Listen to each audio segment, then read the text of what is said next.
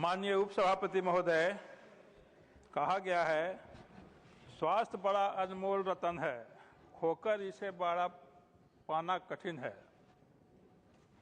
स्वास्थ्य जीवन का आधार है, अच्छे स्वास्थ्य के बिना जीवन बेकार है।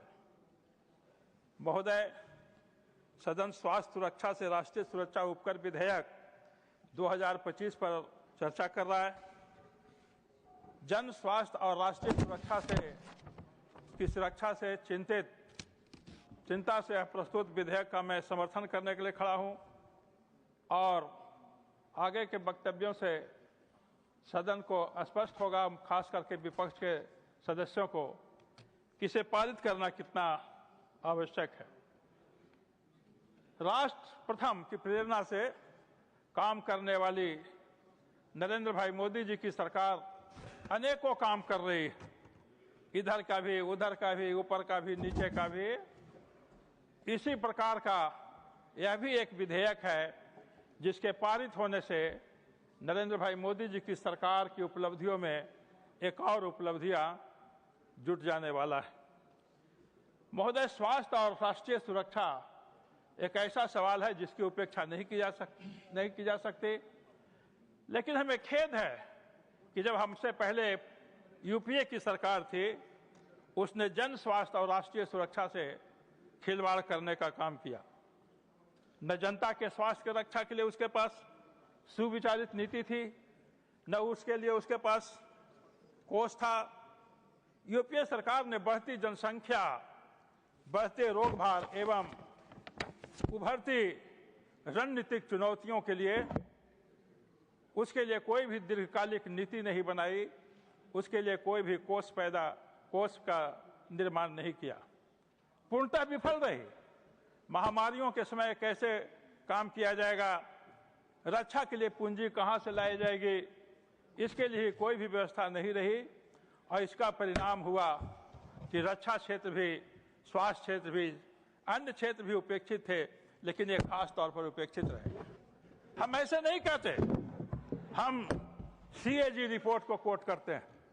सीएजी रिपोर्ट 2011, उसके अनुसार सीएजी रिपोर्ट में कहा गया है कि जो हमारा थल सेना था, तो तटरक्षक बल, कोस्टल गार्ड्स मात्र 50% पर काम कर रहे थे, गश्ती पोत मात्र 65% थे और आवश्यक विमान जो थे वो मात्र 48% थे।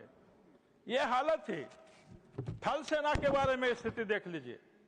कैग का रिपोर्ट आया 2015 में, उसने 2013 के बारे में लिखा, 2013 के बारे में, कि यूपीए सरकार के समय हमारी जो थल सेना थी गंभीर संकट के दौर से गुजर रही थी। आज युद्ध भंडार में अगर युद्ध हो जाता तो मात्र 10 दिनों का ही गोला बारूद और अस्त्र शस्त्र बच गए थे। इसलिए हमारी वायुसेना की भी उन्होंने स्थिति को बहुत बदतर कर रखा था। लेकिन इसके उलट हमारी मोदी जी की सरकार ने दोनों क्षेत्रों, स्वास्थ्य और रक्षा में व्यापक सुधार किया है। अगर हम स्वास्थ्य का बजट देखें तो जहां 2013-14 में जीडीपी का मात्र 1.15% व्यय करने का व्यवस्था किया गया था, वहीं आज 2025-26 में जीडीपी का 1.84% यह प्रावधान किया गया है। रक्षा बजट को लीजिए, अगर हम रक्षा बजट को देखें तो 2013-14 में 2.53 लाख करोड़ इसके लिए प्रावधान किया गया था, लेकिन आज मोदी जी की सरकार ने इस 25-26 में 6.81 लाख करोड़ यानी 3 टाइम्स प्रावधान कर रखा है। इन प्रावधानों का ऑपरेशन सिंदूर में हमने प्रभाव देखा है। आपने देखा कि हमारी मोदी जी की सरकार ने जो रक्षा में सुधार किया, रक्षा क्षेत्र में सुधार किया, उसने ऑपरेशन सिंदूर के दौरान अपने दुश्मन को हमने घुटनों के बल पर रेंगने के लिए मजबूर कर दिया। महोदय, जनता के स्वास्थ्य की सुरक्षा के लिए आज अनेक प्रावधान किए गए हैं, कई योजनाएं संचालित की जा रही हैं। आयुष्मान भारत दुनिया का सबसे बड़ा हेल्थ इंश्योरेंस स्कीम है। इससे 55 करोड़ लोग इसके लाभान्वित हो रहे हैं। स्वास्थ्य अवसंरचनाओं इंफ्रास्ट्रक्चर में भी काफी सुधार हुआ है। और की बात छोड़ दीजिए, आज जहां पहले एम्स की संख्या 7 थी, देश में केवल 7 एम्स थे, आज 26 एम्स पहुंच गए हैं, जिसमें से 19 कार्यरत भी हो गए हैं। जन औषधि केंद्र के माध्यम से जनता को सस्ती दवाएं उपलब्ध की जा रही हैं और सस्ती दवाएं 80% तक वो सस्ती मिल रही। तो यह जो विधेयक है, जनता की स्वास्थ्य सुरक्षा तथा राष्ट्रीय सुरक्षा को और मजबूत करने के लिए तथा उसके लिए परमानेंट कोष और फंड क्रिएट करने के लिए लाया गया है। महोदय, इसलिए इस विधेयक का समर्थन करने की आवश्यकता है। यह विधेयक है क्या? यह विधेयक जो स्वास्थ्य सुरक्षा से राष्ट्रीय सुरक्षा विधेयक 2025 है, यह 9 चैप्टर में, 9 अध्यायों में और 39 सेक्शन में है। 9 चैप्टर्स और 39 सेक्शंस हैं और सेक्शंस में 2 अनुसूचियां हैं। अनुसूची 2 में 2 टेबल भी हैं। विधेयक का प्रभाव क्या पड़ेगा? विधेयक का प्रभाव यह होगा कि पान मसाला जैसे विनिर्दिष्ट माल पर सेस लगाने का अधिकार हमारे केंद्र को मिलेगा। विनिर्दिष्ट माल यानी कि अभी तो पान मसाला है, लेकिन भविष्य में अन्य इस तरह के हानिकारक जो सीन गुड्स हैं, उस पर सेस लगाने का अधिकार भी हम सरकार को देने जा रहे हैं। विधेयक लाने का क्या अधिकार है केंद्र के पास? पूछा जा सकता है कि क्या अधिकार है। तो जो भारत के संविधान की 7वीं अनुसूची है, तो सूची 1 का प्रविष्टि 97 जिसके साथ आर्टिकल 270 को पढ़ा जाए, तो यह भारत सरकार को, केंद्र को अधिकार देता है कि इस तरह का सेस लगाया जाए। अभी विपक्ष के जो गोहिल जी थे, वो बोल रहे थे कि ऐसा क्यों कर रही है सरकार। ये अधिकार है हमारा, केंद्र का अधिकार है कि हम ऐसा काम कर सकते हैं।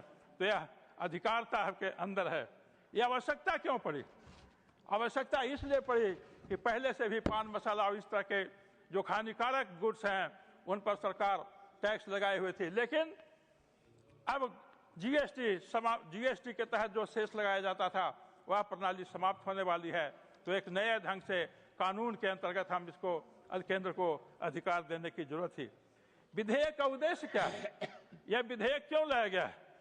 जब विधेयक का उद्देश्य है जन साधारण के स्वास्थ्य की रक्षा करना, अहितकर वस्तुओं की खपत को कम करना, पान मसाला या गुटखा के उपयोग में पारदर्शिता लाना, टैक्स चोरी को रोकना, स्वास्थ्य और रक्षा क्षेत्र के लिए संसाधन उपलब्ध करना और तकनीकी और निगरानी के क्षेत्रों में रोजगार की वृद्धि करना।